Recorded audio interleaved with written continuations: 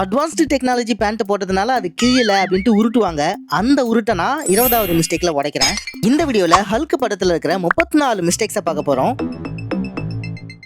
Hulk talk கிட்ட இருந்து ஹீரோயினை காப்பாற்றும் போது கார் டோரை திறந்து ஹீரோயினை காருக்குள்ள உட்கார வைப்பாரு. அவரோட ஒரு விரல ரொம்ப பெருசா இருக்கும். கார் டோரோட லேட்சை எப்படி திறந்தாரு அவரு.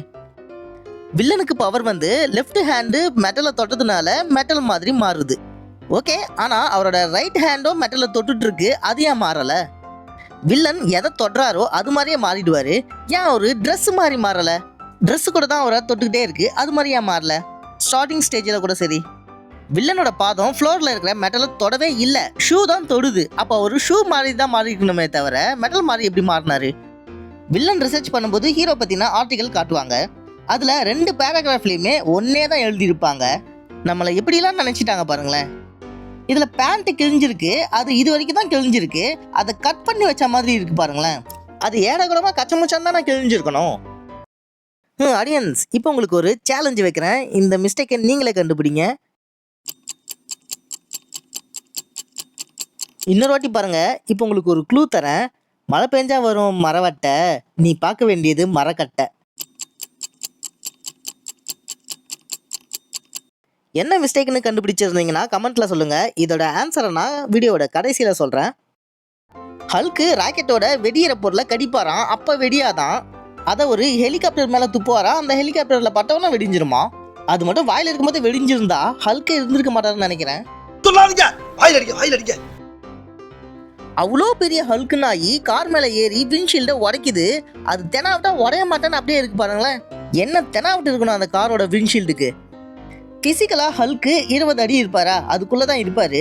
ஆனா அவரு ரொம்ப தூரம் தாண்டுற மாதிரி காட்டுறாங்க.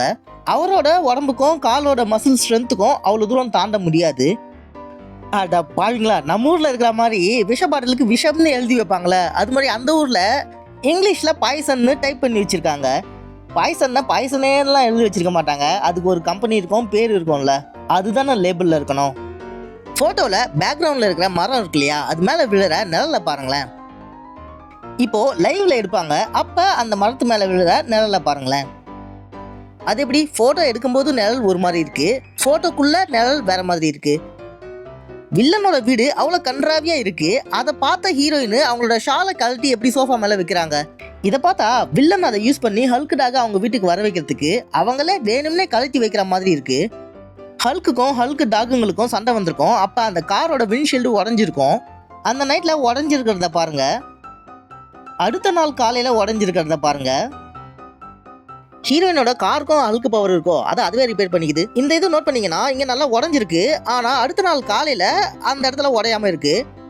ஹீரோயினோட அப்பா 4 வயசுல ஹீரோவுக்கு என்ன நடந்ததோ அது ஞாபகம் இருக்கும்னு ஞாபகப்படுத்த சொல்றாரு. அவ்வளவு வயசாக்கி இருக்கு, மிலிட்டரியில அவ்வளவு பெரிய பொசிஷன்ல இருக்காரு.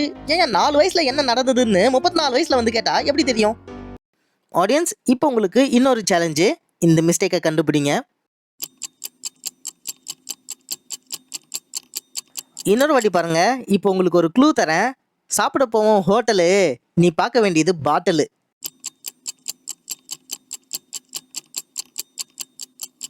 என்ன மிஸ்டேக்னு கண்டுபிடிச்சிருந்தீங்கன்னா கமெண்ட்ல சொல்லுங்க. ஆன்சரை நான் கடைசியில சொல்றேன். ஹல்கை விட சூப்பரான பவர்லாம் வில்லனுக்கு கிடைச்சிருக்கு. அதை யூஸ் பண்ணி ஏதாச்சும் பண்ணிட்டு போலாம்ல. அது ஏன் ஹல்க் பவரே தான் வேணுமா? வேணுமா? ஆமாங்க. ஹீரோ குழந்தையா இருக்கும்போது நிப்பில புடிங்கிட்டாங்கன்னு கோவம் வந்து பச்சை கலர்ல ஏதோ ஊறுது. கொஞ்சம் வளர்ந்த உடனே அடிப்பட்ட உடனே பச்சை கலர்ல ஊறுது. ஒரு அம்மாக்கு தான் குழந்தைய பத்தி நல்லா தெரியும். பார்த்தாலே தெரியுது அவன் உடம்புல ஏதோ இருக்குன்னு. அவங்க அதை நோட் பண்ணல, ஆனா அப்பா தான் நோட் பண்றாரு. ஏன் ரத்தம் எடுக்கிறாங்கன்னா அதுக்குன்னு ஒரு ப்ரொசீஜர் இருக்கு. கையில ப்ரெஷருக்காக ஒரு இது கட்டுவாங்க. ஊசி குத்தி இருக்கிறத பாருங்களேன்.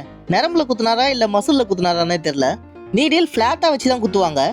இதை பார்த்தா வடிவேலுக்கு ஊசி குத்துவார்ல ஒரு டாக்டர், அது மாதிரி இருக்கு. ஹல்கோட பேண்ட் மட்டும் கிழியாம இருக்குல்ல, அது புதுசா கண்டுபிடிச்சிருப்பாங்க, நியூ டெக்னாலஜின்னு உருட்டுவாங்க. இது 20வது மிஸ்டேக்கு, ரொம்ப இம்பார்ட்டன்ட். ஹல்கா மாறும்போது அவரோட கால் பகுதியில பேண்ட் கிழிஞ்சிடுது. அவரோட தொடையில இருந்து இடுப்பு வரைக்கும் பேண்ட் கிழிய மாட்டேங்குது. இது நியூ டெக்னாலஜின்னு சொல்லுவாங்க. அப்புறமா வேணா நியூ டெக்னாலஜி கண்டுபிடிச்சிருக்கலாம். ஆனா ஸ்டார்டிங்ல அவரு ஹல்கா மாற போறோன்னு தெரியாம இருக்கும்போதே அவர் அந்த மாதிரி பேண்ட்டை போட்டிருப்பாரா? ஸ்டார்டிங்லயும் கிழிய மாட்டேங்குது, அடுத்து 2வது வாட்டி மாறுவாரு, அப்பயும் கிழிய மாட்டேங்குது. எப்படி? குழந்தைங்க பார்க்கணும், அதுக்கு இந்த லாஜிக் மிஸ்டேக் வச்சே ஆகணும், அதனால வச்சிருக்காங்க.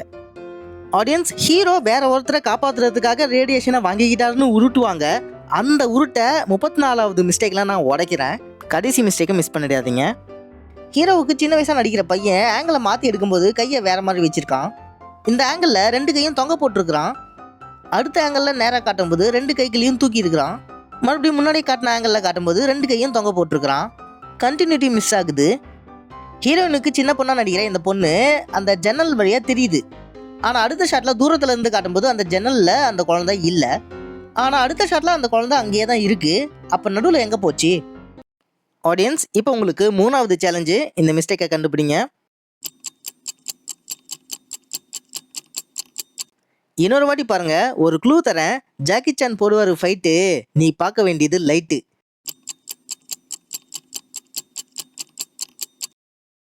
ஆடியன்ஸ், மிஸ்டேக்கை கண்டுபிடிச்சிருந்தீங்கன்னா கமெண்ட்ல சொல்லுங்க. ஆன்சரை நான் அப்புறமா சொல்றேன். ஹீரோவுக்கு பிடிக்காதவனை மீட் பண்ணும்போது இந்த டேபிள்ல இருக்கிற நியூஸ் பேப்பரை பாருங்களேன். வேற ஆங்கிளில் காட்டும்போது அந்த நியூஸ் பேப்பர் டேபிளில் இருக்காது. இதை பாருங்களேன். ஏதோ சயின்ஸ்னு சொல்லி பச்சை கலர் லேசர் லைட்டை வச்சு விளையாடிட்டு இருக்காங்க. பச்சை கலர் லேசர் லைட்டுக்கும் காமா ரேஸ்க்கும் ஹல்க்குக்கும் என்ன சம்பந்தம்? சம்பந்தப்படுத்திக்கிட்டேன். ஹல்கை பூட்டி வச்சிருக்கிற கண்டெய்னரோட வெளி பக்கத்துல இருந்து ஒரு பொருள் புட்டுக்கிட்டு போகுது. அப்ப உள் சைடும் டேமேஜ் ஆகி தண்ணி லீக் ஆகியிருக்கணும். ஆனா உள் சைடு டேமேஜே ஆகல. இதுல பாருங்க, குட்டியா ஒன்று இருக்குல்ல பச்சை கலர்ல, அவர் தான் ஹல்க்கு. அவர் எங்க நிக்கிறாருன்னு பாருங்க. நிழல்ல இருக்கிற ஏரியாக்குள்ள நின்று தான் ரெஸ்ட் எடுக்கிறாரு. ஆனா அடுத்த ஷாட்லயே குண்டு வந்து தாக்கும்போது அவர் இருக்கிற ஏரியாவில் சூரிய வெளிச்சம் இருக்கு. ஹல்க்குக்கு பக்கத்துல டேங்க் குண்டு வந்து விழுது. அந்த குண்டு வரும்போது பாத்தீங்கன்னா மேஜிக்கலா அப்பியர் ஆகுற மாதிரி இருக்கு. தூரத்துல இருந்து வந்து விழுந்த மாதிரிலாம் இல்ல. அப்படி விழுந்திருந்தா அதோட இம்பாக்ட் ரொம்ப அதிகமா இருந்திருக்கும். ஜெட்டு பறக்கிறது ஏரோடைனமிக்ஸ்னால தான். அதோட ஷேப்பை அது மாதிரி வடிவமைச்சிருப்பாங்க. ஹல்க் அது மேலே விழுந்துட்டாரு. வெயிட்டு இம்பேலன்ஸ் ஆயிடுச்சு. ஏரோடைனமிக் ஷேப்பும் மாறி இருக்கும். அப்படி இருக்கும்போது அந்த ஜெட்டுனால ஒழுங்காக பறக்க முடியாது. ஆனால் இதில் ஒழுங்காக பறக்குது. ஹல்க் அந்த கல் மலைங்களுக்கு நடுவில் விழுந்ததுக்கு அப்புறம் அந்த கல்லுங்களை வெடிக்க வச்சுட்டு போயிடுறாங்க. ஹல்க் செத்துட்டாரா இருக்காரான்னு பார்க்கவே இல்லை. அது அனாவசியம். இந்த ஷாட்ல ஹல்க்குக்கு பின்னாடி இருக்கிற அந்த கல் இருக்குல்ல, நல்லா பார்த்துக்கோங்க. அடுத்த ஷாட்ல அது எங்க இருக்குன்னு நீங்க தான் கண்டுபிடிக்கணும். தோ அடுத்த ஷாட்டு. அந்த கல் எங்கன்னு கண்டுபிடிங்க. கண்டுபிடிக்க முடியாது, ஏன்னா இல்லை. படத்துல சில விஷயம் பர்ஃபெக்டா நடக்கும். ஆனா நிஜத்துல அப்படிலாம் நடக்காது. ஹெலிகாப்டர்ல இருக்கிற ஹீரோயினை க்ளோஸ் அப்ல காட்டும்போது அவங்க முடி அழகா பின்னாடி அலைப்பாயுது. மூஞ்சிக்கு முன்னாடி வந்து டிஸ்டர்ப் பண்ணல. ஆனா அடுத்து லாங் ஷாட்ல எல்லாரையும் காட்டும்போது அவங்களோட மூஞ்சிக்கு முன்னாடி முடி வந்து டிஸ்டர்ப் பண்ணுது பாருங்க. ஆடியன்ஸ், இப்போ உங்களுக்கு கடைசி சேலஞ்சு. இதுல என்ன மிஸ்டேக் இருக்குன்னு கண்டுபிடிங்க. இன்னொரு வாட்டி பாருங்க. ஒரு க்ளூ தரேன். ஹாஸ்பிட்டல் இருப்பாங்க நர்ஸு, நீ பார்க்க வேண்டியது பர்ஸு. மிஸ்டேக்கை கண்டுபிடிச்சிருந்தீங்கன்னா கமெண்ட்ல சொல்லுங்க. இதோட ஆன்சரை நான் இன்னும் சில செகண்ட்ல சொல்ல போறேன். வேற ஒருத்தரை காப்பாத்துறதுக்காக ஹீரோ ரேடியேஷனை தடுத்து அவர் உள்வாங்கிக்கிட்டாருன்னு உருட்டி இருப்பாங்க. இது 34வது மிஸ்டேக்கு. ரொம்ப இம்பார்ட்டண்ட்டான மிஸ்டேக் தான். இங்கே இவர் கீழே உட்காந்துட்டு இருக்கிறாரு. அவர் மேலே போற ரேடியேஷனை தடுக்கிறதுக்காக ஹீரோ வந்து நிற்கிறாரு. அவர் நிற்கும் போது அவரோட காலை பாருங்களேன், விரிச்சு நிற்கிறாரு. ஸோ கேப் இருக்கு. அந்த கேப் மூலமா போயிட்டு அவரை தாக்கியிருக்கோம். ஹீரோவை தாக்குனது மட்டும் இல்லாமல் அவரையும் தாக்கியிருக்கோம் அந்த ரேடியேஷன். ஆனால் படத்தில் அவருக்கு ஒன்றும் ஆகலை. விஷயம் என்னன்னா, கான்செப்ட் படி அவர் மேலே ரேடியேஷன் படலை. ஆனால் எக்ஸிக்யூஷன் பண்ணதில் இந்த மிஸ்டேக் பண்ணியிருக்காங்க. படத்தோட ஸ்க்ரீன் பிளே மிஸ்டேக்கு. ஆடியன்ஸ், இப்போ 4 சேலஞ்சஸ்க்கான ஆன்சரை பார்த்துடலாம்.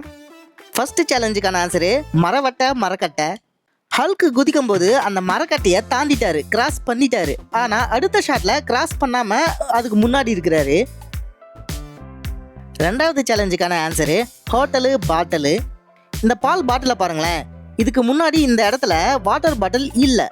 ஆனால் சில செகண்ட் கழிச்சு வேற ஆங்கிள் இருந்து காட்டும்போது அந்த இடத்துல வாட்டர் பாட்டில் இருக்கு. பால் பாட்டிலை மறைச்சிக்கிட்டு இருக்கு பாருங்க.